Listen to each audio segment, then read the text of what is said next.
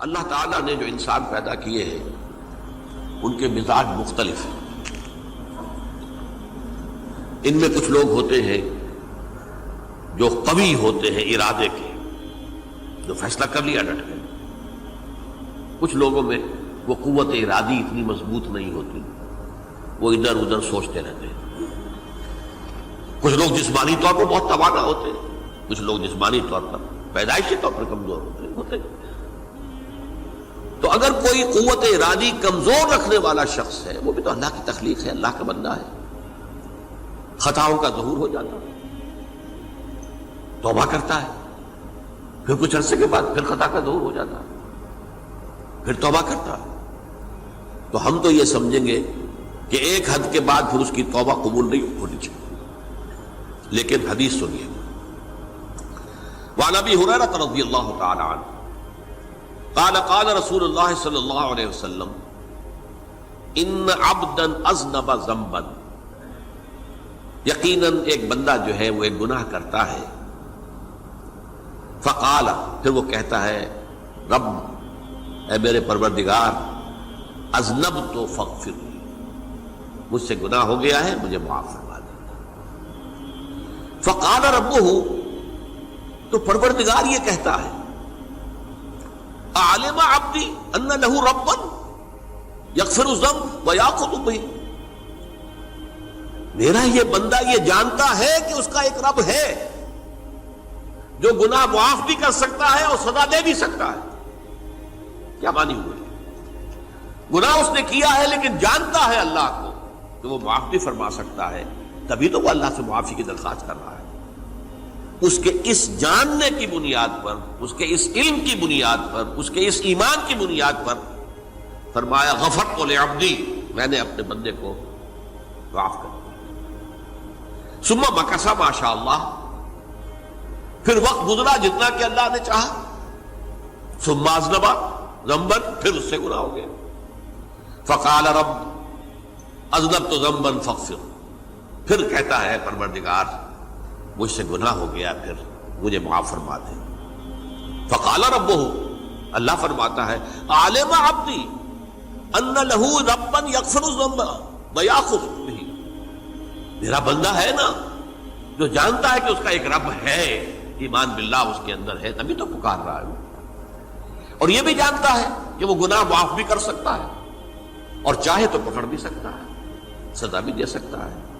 تو فرمایا، اللہ تعالیٰ فرماتے ہیں میں نے فرمایا کہ میں نے معاف کر دیا۔ ثم مکث ما شاء اللہ، پھر ایک عرصہ گزرا اس کے بعد، ثم اذنب ذنبا، پھر اس نے گناہ کیا۔ قال رب اذنبت ذنبا آخر، اس نے کہا پروردگار میں نے تو پھر ایک اور گناہ کر دیا، فاغفر لی، مجھے بخش دے۔ فقال اعلم عبدی ان لہ ربا یغفر الذنب ویاخذ بہ، میرا بندہ جانتا ہے نا کہ اس کا ایک رب ہے جسے وہ پکار رہا ہے، کیوں وہ جانتا ہے کہ اسے اختیار حاصل ہے کہ چاہے تو بخش دے اور چاہے تو پکڑ لے۔ اس کے اس علم، اس ایمان کی بنیاد پر میں نے اسے معاف کر دیا۔ ایک اور حدیث، میں نے چونکہ اس گفتگو کے لیے ان احادیث کا تفحص کیا ہے، یہ تو بہت ہیں حدیثیں، میں نے ان میں سے کچھ چنی ہیں۔ ہمارے بعض واعظ ناصح وہ بھی کسی شخص کو روکتے رہے، برائیوں سے روکتے رہے، نہیں رکتا، تو کہیں غصے میں آ کے اللہ تجھے کبھی معاف نہیں کرے گا۔ یہ کتنا بڑا جرم ہے، اس کا اندازہ کیجئے اس حدیث سے۔ تو میرے بندے کو میری رحمت سے مایوس کر رہے ہیں، کتنا بڑا جرم ہے، اس کا اندازہ کیجئے۔ یہ مسلم شریف کی روایت ہے، عن جندب، حضرت جندب رضی اللہ تعالی عنہ سے، ان رسول اللہ صلی اللہ علیہ وسلم حدث، کہ اللہ کے رسول صلی اللہ علیہ وسلم نے ایک واقعہ بیان کیا، ان رجلا قال، کہ ایک شخص نے یہ کہا، واللہ لا یغفر اللہ لفلان، کہ خدا کی قسم اللہ تعالیٰ فلاں شخص کو کبھی معاف نہیں کرے گا۔ وَأَنَّ اللَّهَ تَعَالَى قال، اس پر اللہ تعالیٰ نے یہ فرمایا منزل الذی یتعالی علیہ، یہ کون ہے جو میرے اوپر حکومت کرنے والا آ گیا، جو میری طرف سے حکم لگا رہا کہ میں کبھی معاف نہیں کروں گا؟ منزل الذی، کون ہے وہ شخص، الذی یتعالی علیہ انی لا اغفر لفلان، کہ میں فلاں شخص کو کبھی معاف نہیں کروں گا، قد غفرت لفلان، اس کو تو میں نے معاف کر دیا، واحبطت عملہ، اس شخص کے تمام اعمال میں نے ضائع کر دیے کہ تم نے میرے بندے کو مایوس کیا۔ یہ ہے جرم کی انکار۔ تو توبہ کی دعوت دیتے رہو، توبہ کے لیے لوگوں کو آمادہ کرتے رہو، توبہ جو ہے اس کے لیے ترغیب دیتے رہو، اللہ تعالیٰ معاف فرمانے والا۔ اب آخری حدیث سنا رہا ہوں، یہ تو بہت ہی عجیب حدیث ہے اور متفق علیہ، یہ بخاری اور مسلم دونوں میں۔ حضرت ابو سعید الخدری رضی اللہ تعالی عنہ جو ہے وہ اس کے راوی ہیں۔ حضور نے فرمایا کانا فی من کانا قبلکم رجل قتل 99 نفسا، تم سے پہلے جو امت تھی بنی اسرائیل، گویا کہ ان کا ذکر ہے، اس میں ایک آدمی ایسا تھا جس نے 99 قتل کیے تھے۔ اب آپ اندازہ کیجئے کتنا بڑا گناہ کبیرہ ہے قتل۔ قرآن مجید میں آتا ہے وَكَأَنَّمَا قَتَلَ النَّاسَ جَمِيعًا، اگر ایک انسان کو بھی ناحق قتل کر دیا گیا تو یہ ایسی ہے گویا کہ اس نے پوری نوع انسانی کو قتل کر دیا، اس نے 99 قتل کیے۔ فَهَلْ لَهُ مِن تَوْبَةٍ، پھر اس کے بعد یہ ہوا کہ اس کے اندر توبہ کا جذبہ پیدا ہوا۔ فَسَأَلَ عَنْ أَعْلَمِ أَهْلِ الْأَرْضِ، تو اس نے پھر سوال کیا، لوگوں سے پوچھا کہ زمین میں رہنے والوں میں کون سب سے بڑا عالم ہے۔ فَدُلَّ عَلَى رَاهِبٍ، تو اسے بتایا گیا فلاں راہب فلاں جگہ پر ہے، وہ بہت نیک ہے، بڑا عالم ہے۔ فَأَتَاهُ، وہ اس کے پاس آیا۔ فَقَالَ أَنَّهُ قَتَلَ 99 نَفْسًا فَهَلْ لَهُ مِن تَوْبَةٍ، انہوں نے کہا دیکھیے راہب صاحب، میں نے 99 انسان قتل کیے، اب مجھے یہ بتائیے کہ میرے لیے توبہ کا کوئی امکان ہے؟ فَقَالَ لَا، انہوں نے کہا نہیں۔ فَقَتَلَهُ، اس نے اس کو بھی قتل کر دیا۔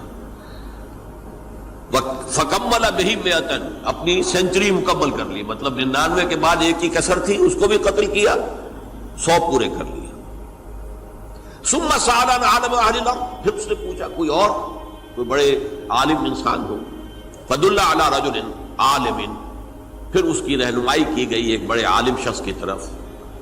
فَقَالَ إِنَّهُ قَتَلَ 100 نَفْسٍ، تو اس نے وہاں جا کر کہا کہ میں 100 انسان ہلاک کر چکا ہوں، قتل کر چکا ہوں۔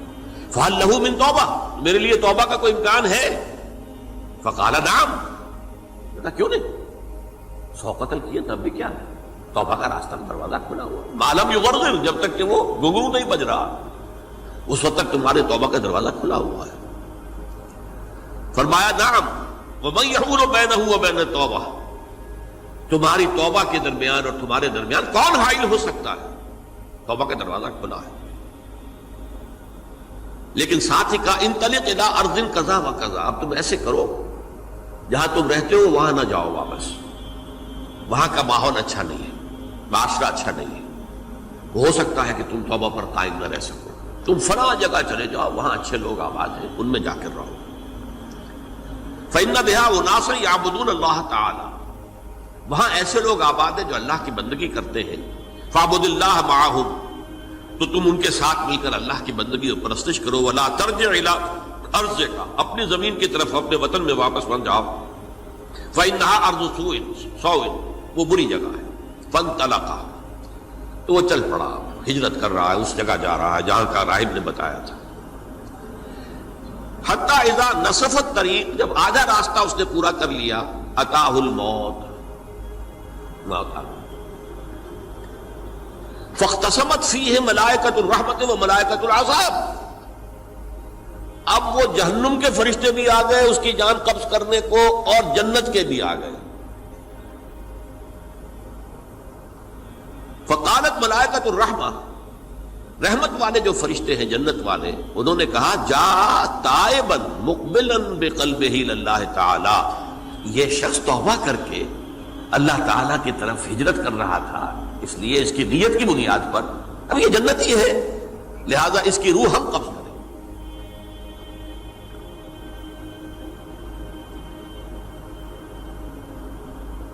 وقالت الملائکۃ العذاب، اور وہ جو عذاب والے فرشتے ہیں وہ کہیں گے انہ لم یعمل خیرا قط، تو نے توبہ کے بعد کوئی نیک عمل تو کیا ہی نہیں، تو کس بنیاد پر اس کو تم جنت میں لے جاؤ گے؟ اس کو تو دوزخ میں جانا چاہیے۔ فاتاہ ملک فی صورت آدمی، تو ان کے پاس اللہ نے ایک اور فرشتے کو بھیج دیا آدمی انسانی شکل کے اندر، فجعلوہ بینہم، تو ان فرشتوں نے کہا بھائی ہمارا فیصلہ کرا دو، اس کی روح ہم لینا چاہتے ہیں یا ہم لینا چاہتے ہیں، انہیں حکم بنا لیا۔ فقال قیسوا ما بین الارضین فإلی ایتہما کان اقرب، کہ تم فاصلہ ناپ لو جہاں سے وہ چلا ہے اور جہاں جا رہا تھا اور یہاں اس کی موت ہو رہی ہے، تو کون سا فاصلہ زیادہ ہے؟ جب ناپا گیا، بلکہ ایک حدیث میں آتا ہے کہ اس پر اللہ نے زمین کو جو ہے حکم دے دیا، ایک طرف والی زمین تو سکڑ جا، دوسری والی جو ہے تو پھیل جا، تاکہ وہ جدھر جو وہ جا رہا تھا وہ زیادہ قریب ہو جائے بنسبت اس کے کہ جہاں سے وہ چلا تھا۔ تو اس فیصلے پر پھر جو فرشتے تھے، جو کہ رحمت کے فرشتے تھے، وہ اس بندے کو لے گئے جنت کے اندر۔ یہ ہے توبہ کی عظمت اور اس کی تاثیر۔